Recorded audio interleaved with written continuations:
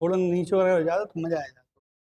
नमस्कार, जय हिंद। मैं नितिन यादव आज आपके सामने यूपी टेट 2025-26 25-26 इसलिए क्योंकि यूपी टेट का जो नोटिफिकेशन है 2025 में आउट होगा और संभवतः टेट 26 में ही जाएगा, लेकिन उसकी निर्धारित डेट पहले से दे दी गई है नवंबर में। तो आज के चर्चा का विषय है यूपी टेट 2025 का जो भी विषय वाइज सिलेबस है वो चर्चा करने वाले हैं।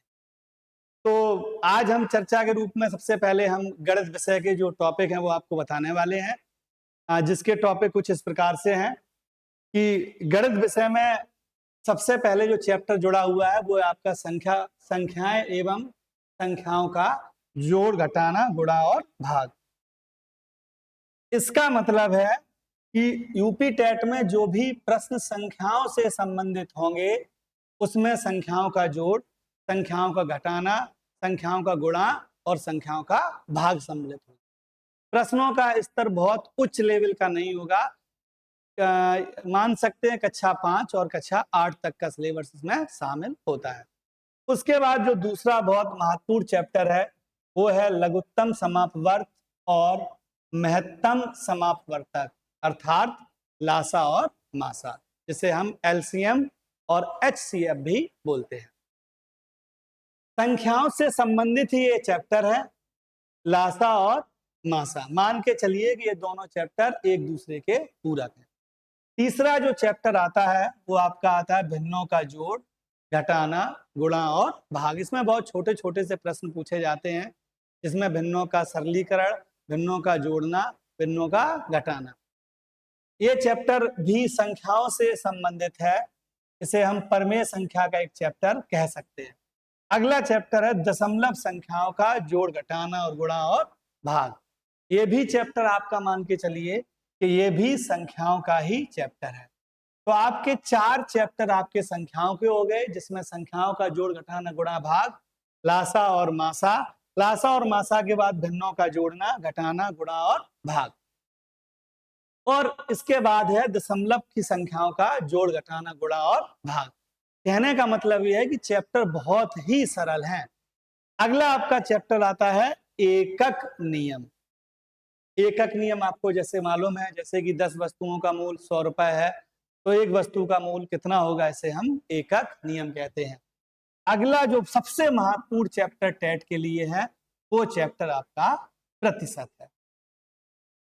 प्रतिशत प्रतिशत के बाद अगला चैप्टर है लाभ और हानि। लाभ और हानि के बाद आपका साधारण ब्याज।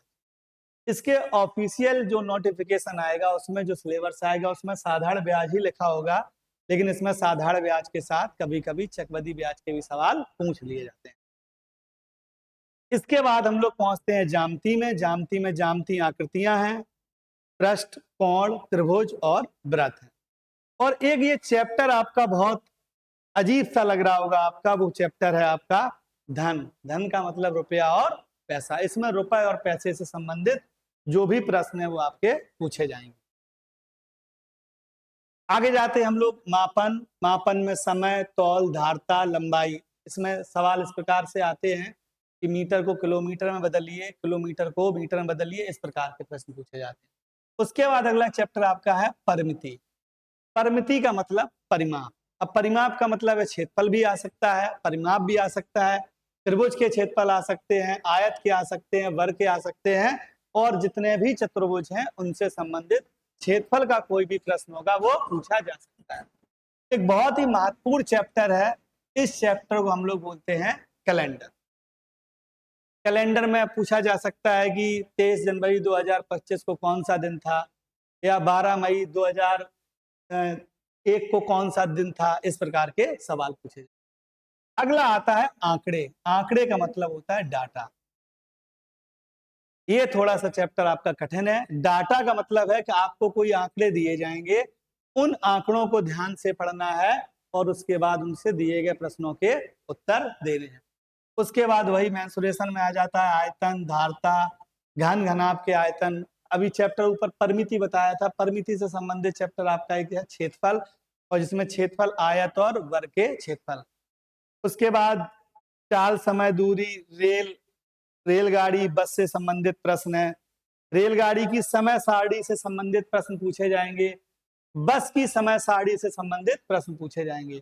और जो चैप्टर आंकड़े लगा हुआ है, इनसे ही है आंकड़ों का प्रस्तुतिकरण एवं निरूपण।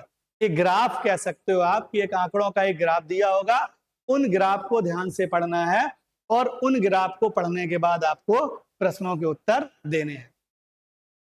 उसके बाद वही है गणितीय तार्किक चिंतन की प्रकृति, बालक के चिंतन एवं तर्क शक्ति।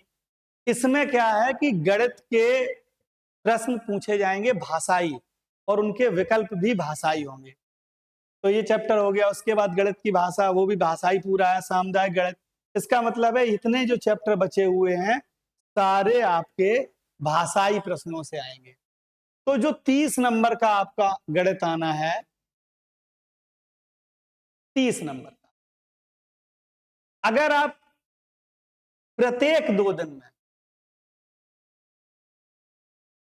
एक चैप्टर खत्म करते हैं तो आप यूपी टेट के लिए बड़ी ही आसानी से गणित का जो भी सिलेबस है वो खत्म कर सकते हैं।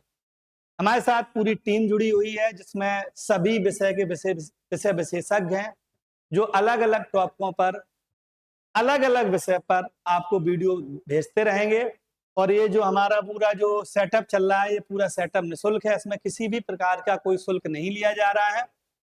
और गणित से संबंधित है, हिंदी से संबंधित है, और भी जो जितने भी आपके सब्जेक्ट हैं सबसे संबंधित सारे वीडियोस आपको समय समय पर मिलते रहे। धन्यवाद।